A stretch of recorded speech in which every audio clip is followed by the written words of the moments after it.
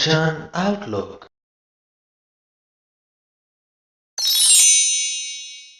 हर तिन का दर्शन ना करो जो दूजा भाए चित लाही।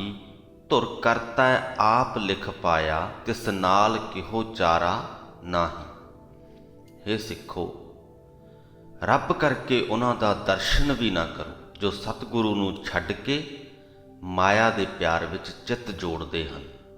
हदायत है साडे लई गुरु साहिब वल्लों कि उन्हां दा दर्शन ना करो जो माया दे विच चित जोड़दे हन, सतगुरु नूं छड्ड जांदे हन ते उन्हां नूं समझाउण दा भी कोई फायदा नहीं। गुरु जी कहंदे तिस नाल किहो चारा नाही। उन्हां नूं सुधारण दे लई कीता होया कोई भी उपाय कारगर नहीं हो सकदा, क्योंकि धुर करता आप लिखिया पाया। करतार ने मुੱਢ ਤੋਂ ਹੀ ਉਹਨਾਂ ਦੇ ਕੀਤੇ ਕਰਮਾਂ ਅਨੁਸਾਰ ਇਹੋ ਜਿਹੇ ਦੂਜੇ ਭਾਵ ਤੇ ਜਾਣੀ ਕਿ ਮਾਇਆ ਦੇ ਨਾਲ ਪਿਆਰ ਦੇ ਸੰਸਕਾਰ ਉਹਨਾਂ ਦੇ ਮਨ ਵਿੱਚ ਲਿਖ ਦਿੱਤੇ ਹਨ।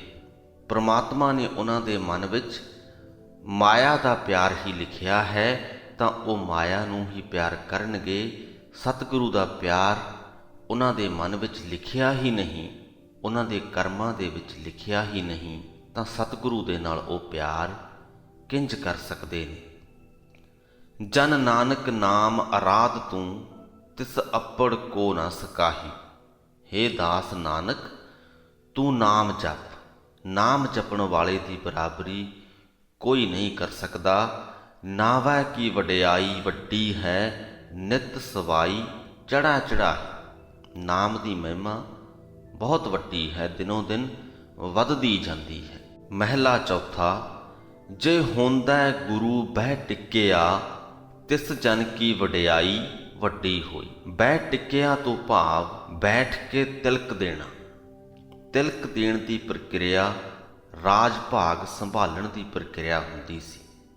ਜਦੋਂ ਇੱਕ ਗੁਰੂ ਆਪਣੇ ਸ਼ਿਸ਼ ਨੂੰ, ਆਪਣੇ ਚੇਲੇ ਨੂੰ ਤਿਲਕ ਦੇ ਦਿੰਦਾ ਸੀ, ਤਾਂ ਇਹਦਾ ਮਤਲਬ ਹੁੰਦਾ ਸੀ ਕਿ ਉਹ ਚੇਲਾ, ਉਹ ਸ਼ਿਸ਼ ਸੰਸਾਰ ਦੇ ਵਿੱਚ ਆਪਣੇ ਜੌਹਰ ਦਿਖਾਉਣ ਦੇ ਕਾਬਲ ਹੋ ਚੁੱਕਿਆ ਹੈ। ਜਿਸ ਕਿਸੇ ਦੀ ਵੀ, ਜਿਸ ਕਾਸੇ ਦੀ ਵੀ ਸਿੱਖਿਆ ਉਸਨੇ ਲਈ ਹੈ, ਉਸ ਸਿੱਖਿਆ ਦੇ ਵਿੱਚ ਉਹ ਨਿਪੁੰਨ ਹੋ ਗਿਆ ਹੈ। ਸੰਸਾਰ ਨੂੰ ਆਪਣੀ ਉਸ ਸਿੱਖਿਆ ਦੇ ਕਰਤੱਵ ਦਿਖਾਉਣ ਦੇ ਕਾਬਲ ਹੋ ਗਿਆ ਹੈ।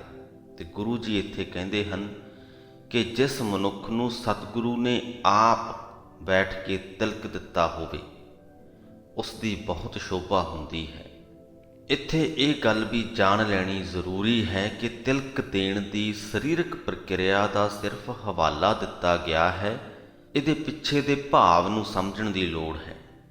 ਗੁਰੂ ਸਾਹਿਬਾਨਾਂ ਨੇ ਆਪਣੇ ਤੋਂ ਅਗਲੇ ਗੁਰੂ ਨੂੰ ਸਰੀਰਕ ਤੌਰ ਤੇ ਤਿਲਕ ਨਹੀਂ ਦਿੱਤੇ। ਜਦ ਗੁਰੂ ਨਾਨਕ ਸਾਹਿਬ ਨੇ ਗੁਰੂ ਅੰਗਦ ਸਾਹਿਬ ਨੂੰ ਗੱਦੀ ਸੌਂਪੀ ਤੇ ਉਹਨਾਂ ਦੇ ਮੱਥੇ ਤੇ ਕੋਈ ਤਿਲਕ ਨਹੀਂ ਲਗਾਇਆ ਸੀ, ਉਹਨਾਂ ਨੂੰ ਜ਼ਿੰਮੇਵਾਰੀ ਸੌਂਪ ਦਿੱਤੀ ਸੀ। ਸੋ ਮਾਨਸਿਕ ਅਰਥਾਂ ਦੇ ਵਿੱਚ ਤਿਲਕ ਦੇਣ ਦਾ ਭਾਵ ਜ਼ਿੰਮੇਵਾਰੀ ਸੌਂਪਣਾ ਹੈ। ਸੋ ਜਿਸ ਮਨੁੱਖ ਨੂੰ ਸਤਿਗੁਰੂ ਨੇ ਆਪ ਉਹ ਜ਼ਿੰਮੇਵਾਰੀ ਸੌਂਪ ਦਿੱਤੀ, ਉਹਦੀ ਬਹੁਤ ਸ਼ੋਭਾ ਹੁੰਦੀ ਹੈ। ਗੁਰੂ ਗੋਬਿੰਦ ਸਿੰਘ ਸਾਹਿਬ ਨੇ ਉਹ ਜ਼ਿੰਮੇਵਾਰੀ ਸ੍ਰੀ ਗੁਰੂ ਗ੍ਰੰਥ ਸਾਹਿਬ ਜੀ ਨੂੰ ਸੌਂਪੀ, ਤੇ ਸ੍ਰੀ ਗੁਰੂ ਗ੍ਰੰਥ ਸਾਹਿਬ ਜੀ ਦੀ ਕਿੰਨੀ ਸ਼ੋਭਾ ਹੈ ਇਸ ਸੰਸਾਰ ਦੇ ਵਿੱਚ ਅਸੀਂ ਸਭ ਜਾਣਦੇ ਹਾਂ, ਤੇ ਇਹ ਸ਼ੋਭਾ ਵੱਧਦੀ ਜਾਂਦੀ ਹੈ। ਤਿਸ ਕੋ ਜਗਤ ਨਿਵਿਆ ਸਭ ਪੈਰੀ ਪਿਆ ਜਸ ਵਰਤਿਆ ਲੋਈ। ਗੁਰੂ ਨੇ ਜਿਸ ਨੂੰ ਜ਼ਿੰਮੇਵਾਰੀ ਸੌਂਪ ਦਿੱਤੀ ਹੋਵੇ, ਉਸ ਦੇ ਅੱਗੇ ਸਾਰਾ ਸੰਸਾਰ ਨਿਆਉਂਦਾ ਹੈ, ਸਾਰਾ ਸੰਸਾਰ ਉਸ ਦੇ ਚਰਨੀ ਲੱਗਦਾ ਹੈ। ਉਸ ਦੀ ਸ਼ੋਭਾ ਸਾਰੇ ਜਗਤ ਵਿੱਚ ਖਿੱਲਰ ਜਾਂਦੀ ਹੈ। ਤਿਸ ਕੋ ਖੰਡ ਬ੍ਰਹਮੰਡ ਨਮਸਕਾਰ ਕਰੈ, ਜਿਸ ਕੈ ਮਸਤਕ ਹੱਥ ਧਰਿਆ ਗੁਰ ਪੂਰੈ ਸੋ ਪੂਰਾ ਹੋਈ। ਜਿਸ ਦੇ ਮੱਥੇ ਤੇ ਪੂਰੇ ਸਤਿਗੁਰੂ ਨੇ ਹੱਥ ਰੱਖਿਆ ਹੋਵੇ, ਜਿਸ ਨੂੰ ਆਸ਼ੀਰਵਾਦ ਪੂਰੇ ਸਤਿਗੁਰੂ ਨੇ ਦਿੱਤਾ ਹੋਵੇ, ਉਹ ਸਭ ਗੁਣਾਂ ਦੇ ਵਿੱਚ ਸੰਪੂਰਨ ਹੋ ਜਾਂਦਾ ਹੈ। ਸਾਰੇ ਹੀ ਖੰਡ ਬ੍ਰਹਮੰਡਾਂ ਦੇ ਸਾਰੇ ਹੀ ਜੀ ਜੰਤ ਉਸ ਨੂੰ ਨਮਸਕਾਰ ਕਰਦੇ ਹਨ। ਗੁਰ ਕੀ ਵਡਿਆਈ ਨਿਤ ਚੜ੍ਹੈ ਸਵਾਈ, ਅੱਪੜ ਕੋ ਨਾ ਸਕੋਈ।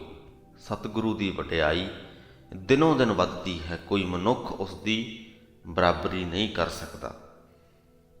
ਜਿਸ ਮਾਨਸਿਕ ਸਤਲ ਤੇ ਗੁਰੂ ਪਹੁੰਚ ਚੁੱਕਾ ਹੈ, ਸਧਾਰਨ ਮਨੁੱਖ ਉਸ ਤਲ ਤੇ ਨਹੀਂ ਪਹੁੰਚ ਸਕਦਾ। ਜਨ ਨਾਨਕ ਹਰ ਕਰਤਾ ਆਪ ਬਹਿ ਟਿਕਿਆ, ਆਪੇ ਪੈਜ ਰੱਖੈ ਪ੍ਰਭ ਸੋਈ। ਆਪਣੇ ਸੇਵਕ ਨਾਨਕ ਨੂੰ ਸਿਰਜਣਹਾਰ ਪ੍ਰਭੂ ਨੇ ਆਪ ਮਾਣ ਬਖਸ਼ਿਆ ਹੈ, ਇਸ ਕਰਕੇ ਪ੍ਰਭੂ ਆਪ ਹੀ ਉਸ ਦੀ ਲਾਜ ਰੱਖਦਾ ਹੈ। ਗੁਰੂ ਨਾਨਕ ਸਾਹਿਬ ਸਿੱਖ ਧਰਮ ਦੇ ਪਹਿਲੇ ਗੁਰੂ ਸਨ। ਉਹਨਾਂ ਤੋਂ ਪਹਿਲੇ ਤੇ ਉਹਨਾਂ ਦਾ ਗੁਰੂ ਨਹੀਂ ਸੀ ਜਿਸ ਨੇ ਉਹਨਾਂ ਨੂੰ ਤਿਲਕ ਦਿੱਤਾ ਹੋਵੇ। ਸੋ ਕਹਿ ਸਕਦੇ ਹਾਂ ਕਿ ਗੁਰੂ ਨਾਨਕ ਸਾਹਿਬ ਨੂੰ ਤੇ ਪ੍ਰਮਾਤਮਾ ਨੇ ਆਪ ਹੀ ਤਿਲਕ ਦਿੱਤਾ। ਜਨ ਨਾਨਕ ਹਰ ਕਰਤਾ ਆਪ ਬਹਿ ਟਿਕਿਆ। ਪ੍ਰਮਾਤਮਾ ਨੇ ਆਪ ਗੁਰੂ ਸਾਹਿਬ ਨੂੰ ਜ਼ਿੰਮੇਵਾਰੀ ਸੌਂਪੀ।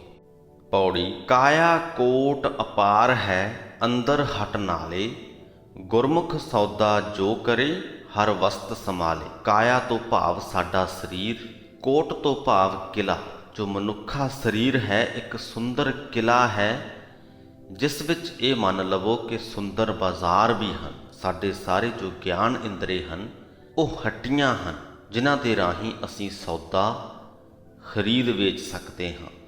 ਗੁਰਮੁਖ ਸੌਦਾ ਜੋ ਕਰੇ, ਜੋ ਮਨੁੱਖ ਸਤਿਗੁਰੂ ਦੇ ਸਨਮੁਖ ਹੋ ਕੇ ਵਪਾਰ ਕਰਦਾ ਹੈ, ਹਰ ਵਸਤ ਸੰਭਾਲੇ, ਉਹ ਹਰੀ ਦਾ ਨਾਮ ਵਖਰ ਸਾਂਭ ਲੈਂਦਾ ਹੈ, ਪ੍ਰਮਾਤਮਾ ਦਾ ਨਾਮ ਰੂਪੀ ਸੌਦਾ ਸਾਂਭ ਲੈਂਦਾ ਹੈ। ਨਾਮ ਨਿਧਾਨ ਹਰ ਵਣਜੀਐ, ਹੀਰੇ ਪਰਵਾਲੇ। ਪਰਵਾਲੇ ਤੋਂ ਭਾਵ ਮੂੰਗੇ, ਜੋ ਕਿ ਇੱਕ ਪ੍ਰਕਾਰ ਦਾ ਕੀਮਤੀ ਨਗ ਹੈ। ਸਰੀਰ ਕਿਲੇ ਵਿੱਚ ਹੀ ਪ੍ਰਭੂ ਦੇ ਨਾਮ ਦਾ ਖਜ਼ਾਨਾ ਵਣਜਿਆ ਜਾ ਸਕਦਾ ਹੈ। ਇਹੀ ਸੌਦਾ ਅਸਲੀ ਹੀਰੇ ਤੇ ਮੂੰਗੇ ਹਨ, ਜੋ ਸਦਾ ਨਾਲ ਨਿਭਣ ਵਾਲੇ ਹਨ।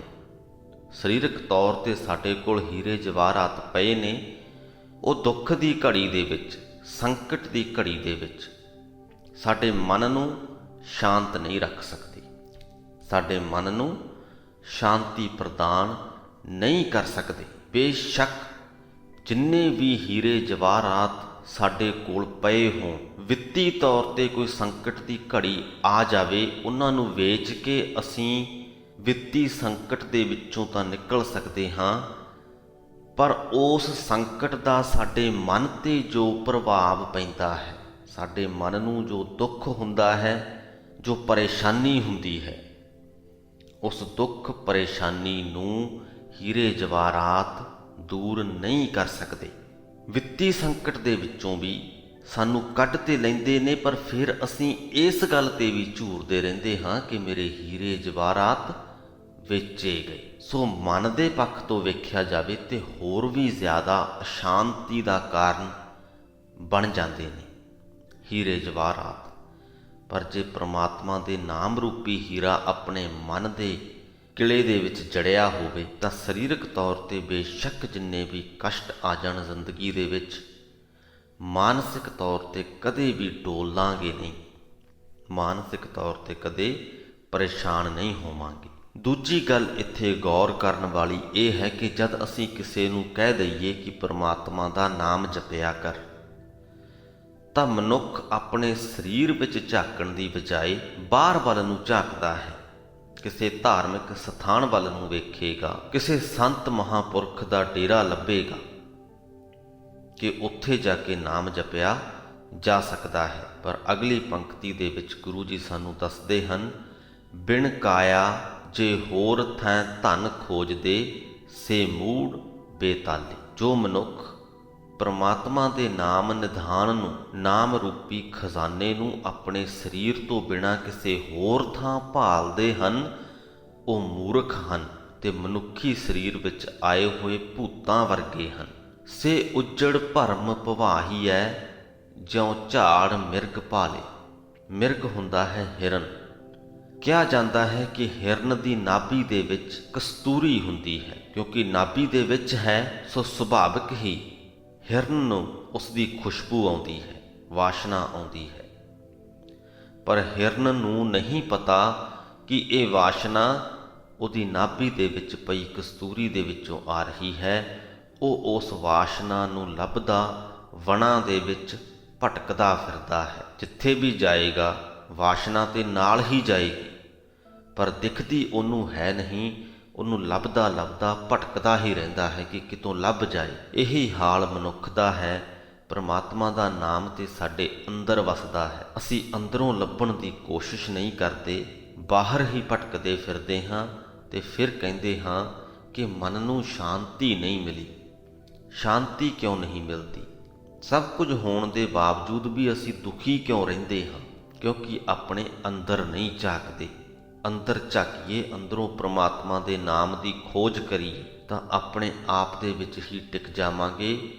ਬਾਹਰੀ ਚੀਜ਼ਾਂ ਵਸਤਾਂ ਸਾਨੂੰ ਫਿਰ ਸਿਰਫ ਜ਼ਰੂਰਤ ਦੇ ਲਈ ਵਰਤਣ ਜੋਗੀਆਂ ਚੀਜ਼ਾਂ ਵਸਤਾਂ ਲੱਗਣਗੀਆਂ, ਉਹਨਾਂ ਦੇ ਨਾਲ ਸਾਡਾ ਮੋਹ ਨਹੀਂ ਪਏਗਾ।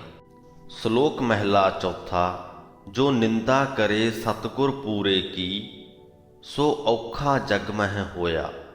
ਜੋ ਮਨੁੱਖ ਪੂਰੇ ਸਤਿਗੁਰੂ ਦੀ ਨਿੰਦਾ ਕਰਦਾ ਹੈ ਉਹ ਸੰਸਾਰ ਵਿੱਚ ਭਾਰੀ ਦੁੱਖ ਸਹਿੰਦਾ ਹੈ। ਨਰਕ ਘੋਰ ਦੁੱਖ ਖੂਹ ਹੈ, ਓਥੈ ਪਕੜ ਉਹ ਢੋਇਆ। ਦੁੱਖਾਂ ਦਾ ਖੂਹ ਰੂਪ ਜੋ ਘੋਰ ਨਰਕ ਹੈ। ਨਰਕ ਕੀ ਹੈ? ਦੁੱਖਾਂ ਦਾ ਖੂਹ ਹੈ। ਉਸ ਨਿੰਦਕ ਨੂੰ ਪਕੜ ਕੇ ਉਸ ਖੂਹ ਵਿੱਚ ਪਾਇਆ ਜਾਂਦਾ ਹੈ। ਸਤਿਗੁਰੂ ਦੀ ਨਿੰਦਾ ਕਰੇਗਾ ਤੇ ਅੰਦਰੇ ਅੰਦਰ ਇਹ ਚਾਹੇਗਾ ਵੀ ਕਿ ਸਤਿਗੁਰੂ ਦਾ ਨੁਕਸਾਨ ਹੋਵੇ, ਸਤਿਗੁਰੂ ਵੱਲ ਲੋਕ ਨਾ ਜਾਣ। ਅਸਲ ਦੇ ਵਿੱਚ ਇਸ ਚਾਹਤ ਦੇ ਵਿੱਚੋਂ ਹੀ ਨਿੰਦਾ ਉਤਪੰਨ ਹੁੰਦੀ ਹੈ। ਜਦੋਂ ਅਸੀਂ ਕਿਸੇ ਦਾ ਬੁਰਾ ਲੋਚਦੇ ਹਾਂ ਤਾਂ ਉਸ ਬੁਰਾ ਲੋਚਣ ਦੇ ਵਿੱਚੋਂ ਹੀ ਨਿੰਦਾ ਉਤਪੰਨ ਹੁੰਦੀ ਹੈ। ਤੇ ਸਤਿਗੁਰੂ ਦੇ ਮਾਮਲੇ ਵਿੱਚ ਗੱਲ ਇਹ ਹੈ ਕਿ ਸਤਿਗੁਰੂ ਦਾ ਬੁਰਾ ਤੇ ਹੋ ਨਹੀਂ ਸਕਦਾ। ਸਰੀਰਕ ਤੌਰ ਤੇ ਬੁਰਾ ਹੋ ਵੀ ਜਾਏ ਤੇ ਮਾਨਸਿਕ ਤੌਰ ਤੇ ਸਤਿਗੁਰੂ ਦੇ ਲਈ ਕੁਝ ਵੀ ਬੁਰਾ ਨਹੀਂ ਹੁੰਦਾ, ਤਾਂ ਨਿੰਦਕ ਆਪਣੇ ਸਹੇੜੇ ਹੋਏ ਦੁੱਖਾਂ ਦੇ ਵਿੱਚ ਆਪ ਹੀ ਘਿਰਿਆ ਰਹਿੰਦਾ ਹੈ। ਅੰਦਰੇ ਅੰਦਰ ਕੁੜਦਾ ਹੀ ਰਹਿੰਦਾ ਹੈ ਕਿ ਸਤਿਗੁਰੂ ਦਾ ਨੁਕਸਾਨ ਕਿਉਂ ਨਹੀਂ ਹੋ ਰਿਹਾ, ਲੋਕ ਉਹਦੇ ਵੱਲ ਜਾਣੋ ਕਿਉਂ ਨਹੀਂ ਹਟ ਰਹੇ। ਇਸ ਪ੍ਰਕਾਰ ਦੇ ਦੁੱਖਾਂ ਦੇ ਖੂਹ ਦੇ ਵਿੱਚ ਉਹ ਆਪਣੇ ਆਪ ਨੂੰ ਆਪ ਹੀ ਸੁੱਟ ਲੈਂਦਾ ਹੈ। ਕੂਕ ਪੁਕਾਰ ਕੋ ਨਾ ਸੁਣੇ, ਉਹ ਔਖਾ ਹੋਏ ਹੋਏ ਰੋਇਆ। ਉਸ ਦੁੱਖਾਂ ਦੇ ਖੂਹ ਦੇ ਵਿੱਚ ਡਿੱਗਿਆ ਹੋਇਆ ਬੜੀਆਂ ਕੂਕਾਂ ਪੁਕਾਰਾਂ ਕਰਦਾ ਹੈ ਤੇ ਉਹਦੀਆਂ ਕੂਕਾਂ ਪੁਕਾਰਾਂ ਵੀ ਨਿੰਦਾ ਵਾਲੀਆਂ ਹੀ ਹੁੰਦੀਆਂ ਨੇ। ਤਰਲੇ ਪਾਉਂਦਾ ਹੈ ਲੋਕਾਂ ਅੱਗੇ ਕਿ ਜਿਹਦੇ ਲੜ ਤੁਸੀਂ ਲੱਗੇ ਹੋ ਉਹ ਬੁਰਾ ਹੈ, ਉਹ ਤੇ ਮਾੜਾ ਹੈ, ਪਰ ਉਹਦੀ ਕੂਕ ਪੁਕਾਰ ਕੋਈ ਨਹੀਂ ਸੁਣਦਾ ਤੇ ਇਸ ਕਰਕੇ ਉਹ ਹੋਰ ਵੀ ਵਧੇਕ ਰੋਂਦਾ ਹੈ, ਕਿਉਂਕਿ ਹੋਰ ਵੀ ਜ਼ਿਆਦਾ ਦੁਖੀ ਹੁੰਦਾ ਹੈ। ਓਨ ਹਲਤ ਪਲਤ ਸਭ ਗਵਾਇਆ, ਲਾਹਾ ਮੂਲ ਸਭ ਖੋਇਆ। ਜੋ ਮਨੁੱਖਾ ਜਨਮ ਮੂਲ ਉਸ ਨੂੰ ਮਿਲਿਆ ਸੀ। ਜਿਸ ਪ੍ਰਕਾਰ ਕੁਝ ਦਿਨ ਪਹਿਲਾਂ ਹੀ ਅਸੀਂ ਗੱਲ ਕੀਤੀ ਸੀ ਕਿ ਜਦੋਂ ਵੀ ਮਨੁੱਖ ਜਦੋਂ ਵੀ ਪੈਦਾ ਹੁੰਦਾ ਹੈ, ਇਸ ਸੰਸਾਰ ਦੇ ਵਿੱਚ ਆਉਂਦਾ ਹੈ, ਇੱਕ ਮਨੋਵਿਰਤੀ ਲੈ ਕੇ ਆਉਂਦਾ ਹੈ। ਉਹ ਸਾਡਾ ਮੂਲ ਹੁੰਦਾ ਹੈ। ਅੱਗੇ ਆਪਣੀ ਜ਼ਿੰਦਗੀ ਦੇ ਵਿੱਚ ਸਾਨੂੰ ਕਿਸ ਪ੍ਰਕਾਰ ਦੀਆਂ ਸਥਿਤੀਆਂ ਮਿਲਦੀਆਂ ਹਨ, ਮਾਂ-ਬਾਪ ਕਿਸ ਪ੍ਰਕਾਰ ਦੇ ਮਿਲਦੇ ਨੇ, ਸੰਗੀ ਸਾਥੀ ਕਿਸ ਪ੍ਰਕਾਰ ਦੇ ਮਿਲਦੇ ਨੇ, ਸਾਡੀ ਸੰਗਤ ਕਿਸ ਪ੍ਰਕਾਰ ਦੀ ਮਿਲਦੀ ਹੈ, ਉਹਦੇ 'ਤੇ ਨਿਰਭਰ ਕਰਦਾ ਹੈ ਕਿ ਉਹ ਜੋ ਮੂਲ ਸਾਨੂੰ ਮਿਲਿਆ ਸੀ ਉਹਦੇ 'ਚ ਅਸੀਂ ਵਾਧਾ ਕਰਾਂਗੇ ਜਾਂ ਘਾਟਾ ਕਰਾਂਗੇ। ਜੇ ਅਸੀਂ ਚੰਗੇ ਕਰਮ ਕਰਦੇ ਗਏ, ਸਾਡੀ ਸੰਗਤ ਵੀ ਚੰਗੀ ਸੀ, ਪ੍ਰਮਾਤਮਾ ਦੇ ਨਾਲ ਜੁੜੇ ਵੀ ਰਹੇ, ਪ੍ਰਮਾਤਮਾ ਦੇ ਨਾਲ ਜੁੜ ਕੇ ਜੋ ਵੀ ਲਾਹਾ ਖੱਟਿਆ ਉਸ ਮੂਲ ਦੇ ਉੱਪਰ ਖੱਟਿਆ ਹੋਇਆ ਲਾਭ ਹੈ। ਉਹ ਲਾਹਾ ਮੂਲ ਜੋ ਜਨਮ ਮੇਲੇ ਮਿਲਿਆ ਉਹ ਮੂਲ ਸੀ, ਉਦੋਂ ਬਾਅਦ ਜੋ ਖੱਟਿਆ ਉਹ ਲਾਹਾ ਸੀ।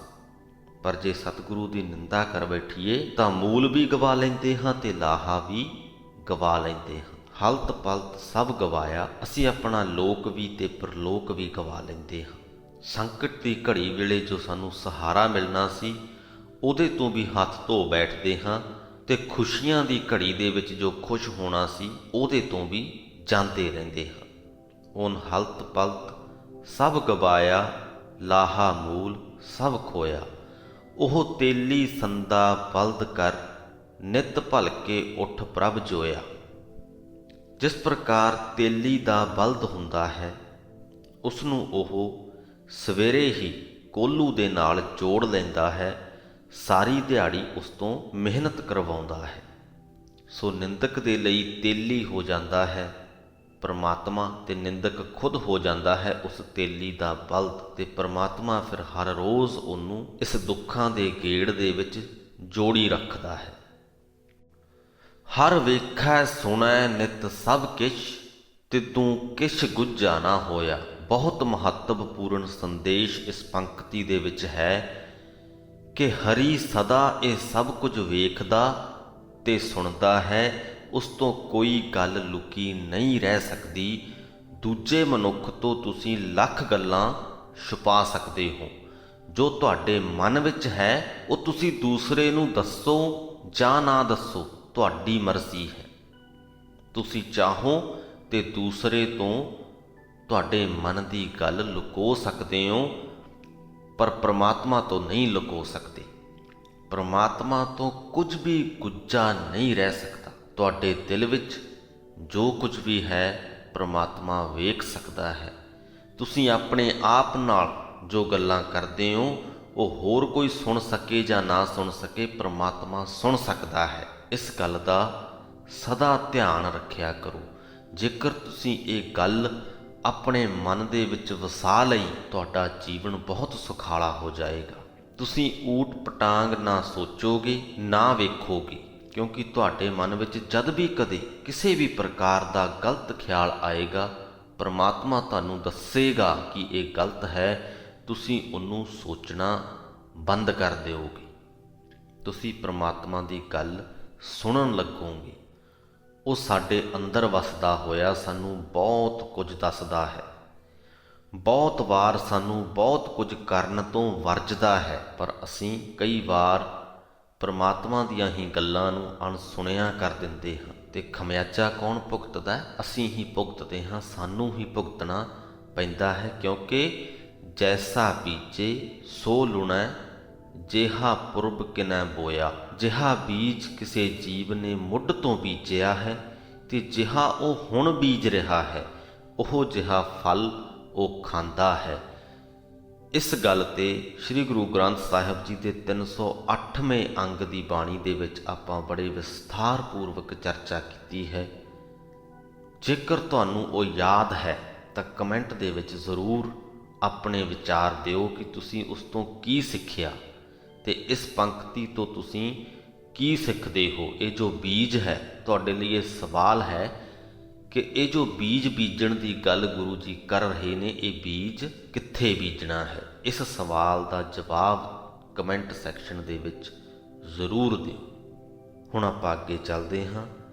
ਜਿਸ ਕਿਰਪਾ ਕਰੇ ਪ੍ਰਭ ਆਪਣੀ, ਤਿਸ ਸਤਿਗੁਰ ਕੇ ਚਰਨ ਧੋਇਆ। ਜਿਸ ਮਨੁੱਖ ਤੇ ਪ੍ਰਭੂ ਆਪਣੀ ਮਿਹਰ ਕਰੇ ਉਹ ਸਤਿਗੁਰੂ ਦੇ ਚਰਨ ਧੋਂਦਾ ਹੈ। ਗੁਰ ਸਤਿਗੁਰ ਪਿੱਛੇ ਤਰ ਗਿਆ, ਜਿਉਂ ਲੋਹਾ ਕਾਠ ਸੰਗੋਇਆ। ਜਿਸ ਪ੍ਰਕਾਰ ਲੋਹਾ ਕਾਠ ਦੇ ਸੰਗ ਤਰ ਜਾਂਦਾ ਹੈ, ਲੋਹੇ ਨੂੰ ਪਾਣੀ ਦੇ ਵਿੱਚ ਸੁੱਟ ਦਈਏ ਤੇ ਡੁੱਬ ਜਾਏਗਾ, ਪਰ ਉਸੇ ਹੀ ਲੋਹੇ ਨੂੰ ਜੇ ਲੱਕੜ ਦੇ ਉੱਪਰ ਧਰ ਕੇ ਪਾਣੀ ਦੇ ਵਿੱਚ ਛੱਡ ਦਈਏ ਤੇ ਉਹ ਨਹੀਂ ਡੁੱਬੇਗਾ। ਲੱਕੜ ਦਾ ਸੰਗ ਕਰਕੇ ਲੋਹਾ ਵੀ ਤਰ ਜਾਂਦਾ ਹੈ, ਉਸੇ ਪ੍ਰਕਾਰ ਹੀ ਗੁਰੂ ਦਾ ਸੰਗ ਕਰਕੇ ਅਸੀਂ ਵੀ ਸੰਸਾਰ ਸਮੁੰਦਰ ਨੂੰ ਤਰ ਸਕਦੇ ਹਾਂ, ਇਸ ਤੋਂ ਪਾਰ ਲੰਘ ਸਕਦੇ ਹਾਂ। ਜਨ ਨਾਨਕ ਨਾਮ ਧਿਆਏ ਤੂੰ, ਜਪ ਹਰ ਹਰ ਨਾਮ ਸੁਖ ਹੋਇਆ। ਇਸ ਵਾਸਤੇ ਹੈ ਦਾਸ ਨਾਨਕ ਤੂੰ ਨਾਮ ਜਪ, ਕਿਉਂਕਿ ਪ੍ਰਭੂ ਦਾ ਨਾਮ ਜਪਿਆਂ ਸੁਖ ਮਿਲਦਾ ਹੈ। ਮਹਿਲਾ ਚੌਥਾ। ਵਡਭਾਗੀਆਂ ਸੁਹਾਗਣੀ, ਜਿਨ੍ਹਾਂ ਗੁਰਮੁਖ ਮਿਲਿਆ ਹਰ ਰਾਏ। ਸਤਿਗੁਰੂ ਦੇ ਸਨਮੁਖ ਹੋ ਕੇ ਜਿਨ੍ਹਾਂ ਨੂੰ ਪ੍ਰਕਾਸ਼ ਰੂਪ ਪ੍ਰਭੂ ਮਿਲ ਪਿਆ, ਉਹ ਜੀਵ ਇਸਤਰੀਆਂ ਵੱਡੇ ਭਾਗਾਂ ਵਾਲੀਆਂ ਤੇ ਜਿਉਂਦੇ ਖਸਮ ਵਾਲੀਆਂ ਹਨ, ਸੁਹਾਗਣ ਹਨ। ਅੰਤਰ ਜੋਤ ਪ੍ਰਗਾਸੀਆਂ, ਨਾਨਕ ਨਾਮ ਸਮਾਏ। ਹੇ ਨਾਨਕ, ਨਾਮ ਵਿੱਚ ਲੀਨ ਹੋਇਆਂ ਉਹਨਾਂ ਦੇ ਹਿਰਦੇ ਦੀ ਜੋਤ ਜਗ ਪੈਂਦੀ ਹੈ। ਪ੍ਰਮਾਤਮਾ ਦੇ ਨਾਮ ਦੀ ਜੋਤ ਸਾਡੇ ਅੰਦਰੋਂ ਹੀ ਜਗ ਪੈਂਦੀ ਹੈ ਜਦ ਅਸੀਂ ਗੁਰੂ ਦੇ ਲੜ ਲੱਗੇ ਰਹਿੰਦੇ ਹਾਂ। ਪੌੜੀ। ਇਹੋ ਸਰੀਰ ਸਭ ਧਰਮ ਹੈ, ਜਿਸ ਅੰਦਰ ਸੱਚੇ ਕੀ ਵਿੱਚ ਜੋਤ। ਇਹ ਜੋ ਮਨੁੱਖਾ ਸਰੀਰ ਹੈ, ਇਹੀ ਧਰਮ ਕਮਾਉਣ ਦੀ ਥਾਂ ਹੈ। ਇਸ ਵਿੱਚ ਸੱਚੇ ਪ੍ਰਭੂ ਦੀ ਜੋਤ ਲੁਕੀ ਹੋਈ ਹੈ। ਬਹੁਤ ਵੱਡੀ ਗੱਲ ਹੈ ਜੋ ਗੁਰੂ ਸਾਹਿਬ ਨੇ ਦੱਸੀ ਹੈ ਕਿ ਸਾਡਾ ਸਰੀਰ ਹੀ ਧਰਮ ਕਮਾਉਣ ਦੀ ਅਸਲੀ ਥਾਂ ਹੈ। ਧਾਰਮਿਕ ਸਥਾਨ ਕੁਝ ਸਿੱਖਣ ਲਈ ਹਨ। ਜੇ ਧਾਰਮਿਕ ਸਥਾਨਾਂ 'ਤੇ ਜਾਈਏ ਤਾਂ ਕੁਝ ਸਿੱਖਣ ਦੇ ਲਈ ਜਾਈਏ। ਜੇ ਧਰਮ ਕਮਾਉਣਾ ਹੈ ਤਾਂ ਆਪਣੇ ਸਰੀਰ ਦੇ ਵਿੱਚ ਕਮਾਈਏ। ਗੁਹਜ ਰਤਨ ਵਿੱਚ ਲੁਕ ਰਹੇ ਕੋਈ ਗੁਰਮੁਖ ਸੇਵਕ, ਕੱਢੈ ਖੋਤ।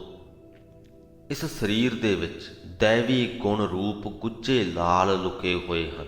ਬਹੁਤ ਗੁਣ ਇਸ ਸਰੀਰ ਵਿੱਚ ਲੁਕੇ ਹੋਏ ਹਨ। ਸਤਿਗੁਰੂ ਦੇ ਸਨਮੁਖ ਹੋਇਆਂ ਕੋਈ ਵਿਰਲਾ ਸੇਵਕ ਹੀ ਇਹਨਾਂ ਨੂੰ ਪੁੱਟ ਕੇ ਕੱਢਦਾ ਹੈ।